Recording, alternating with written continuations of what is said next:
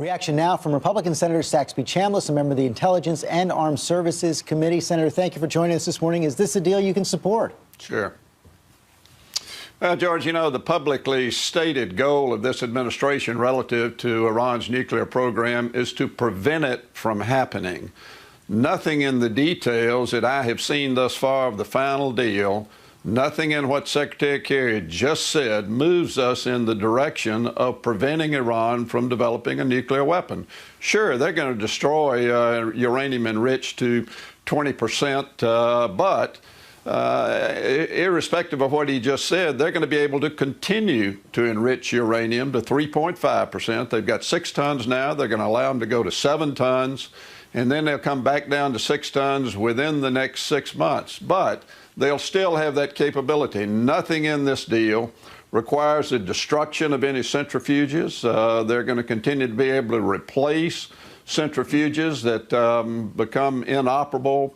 And I just don't see this movement in the direction of preventing Iran from developing a nuclear weapon at all. And what we're going to be doing is we're going to be easing sanctions. Right now, the sanctions are working. They're doing exactly what they're designed to do. The economy of Iran is heading south.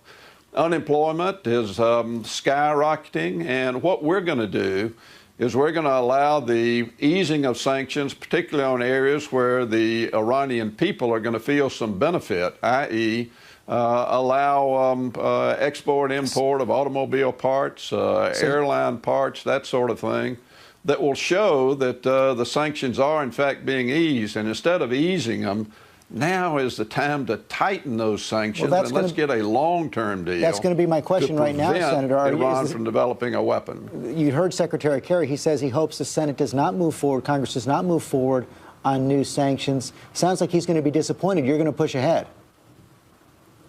I think you're going to see a strong movement in the United States Senate to move ahead to tighten sanctions. Now, there'll have to be some time frame in there. They've done this deal, and this can be done without the approval of Congress. So for the next 6 months, it looks like this deal is going to be in place, and it may be that we have to pass a resolution that puts sanctions on effective 3 months, 4 months, 6 months, whatever it might be. But now is just not the time to ease sanctions when they are working. So we've got all the leverage in the negotiation, and we've let them out of the trap. So your bottom line is, if a permanent deal does not roll back the Iranian nuclear program, you're going to push ahead for more and tighter sanctions on the Iranian economy. Exactly, George. We've trusted the Iranians before, just like the North Koreans, on nuclear issues, and what have we gotten for it? They continue to hide their development of these weapons, and, you know, in spite of their agreement here to reduce the enrichment, the 20% stockpile that they have enriched, they can go to North Korea and buy that from them in a heartbeat. So when you look at what we've really gotten out of this, it's moving us away from the direction of prevention of them developing a weapon. And that, frankly, is what the American people and what the world wants.